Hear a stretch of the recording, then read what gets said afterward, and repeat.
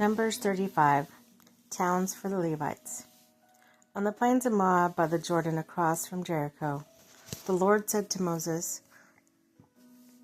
"Command the Israelites to give the Levites towns to live from, the inheritance the Israelites will possess, and give them pasture lands around the towns, and they will have towns to live in and pasture lands for the cattle they own and all their animals.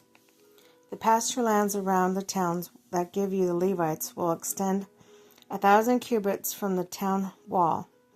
Outside the town measure 2,000 cubits on the east side, 2,000 cubits on the south side, 2,000 on the west, 2,000 on the north, with the town in center. They will have this area as pasture land for the towns.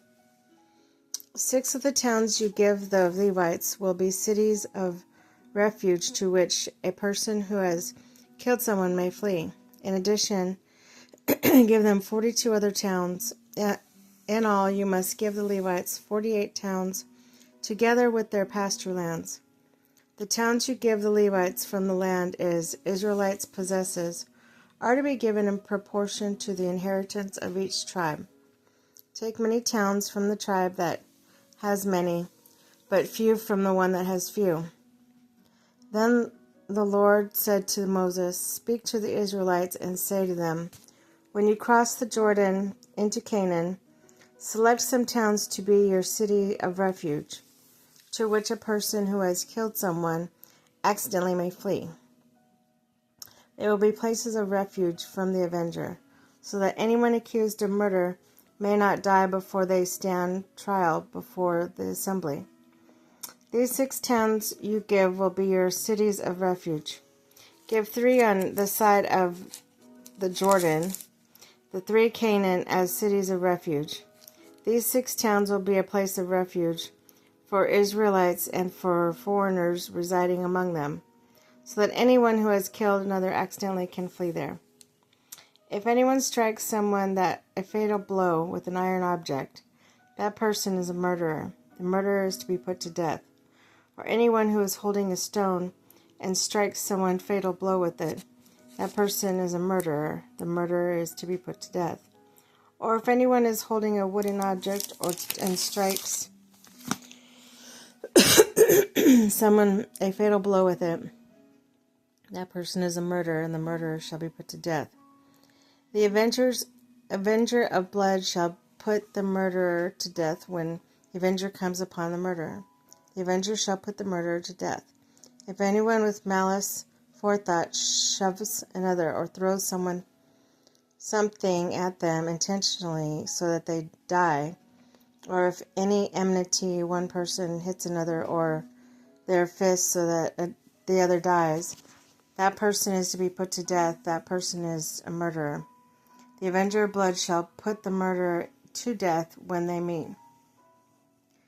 But if without enmity someone suddenly pushes another or throws something at them unintentionally or without seeing them, drops on them a stone heavy enough to kill them, and they die, then since the person was not an enemy and no harm was intended, the assembly must judge between the accused and the avenger of the blood according to these regulations.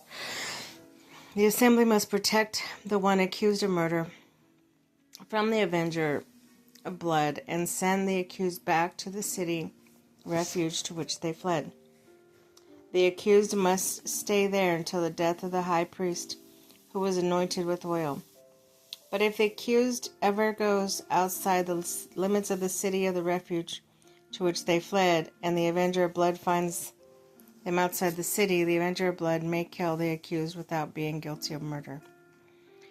The accused must stay in the city of refuge until the death of the high priest. Only after the death of the high priest may they return to their own property. This is to have the force of law for you throughout the generations to come wherever you live. Anyone who kills a person is to be put to death as a murderer only on the testimony of witnesses. But no one is to be put to death on the testimony of only one witness. Do not attempt a ransom for the life of a murderer who deserves to die. They are to be put to death. Do not accept a ransom for anyone who has fled to a city of refuge. And so allow them to go back and live on their own land before the death of the high priest. Do not pollute the land where you are. Bloodshed pollutes the land, and atonement cannot be made for the land on which blood has been shed, except by the blood of one who shed it.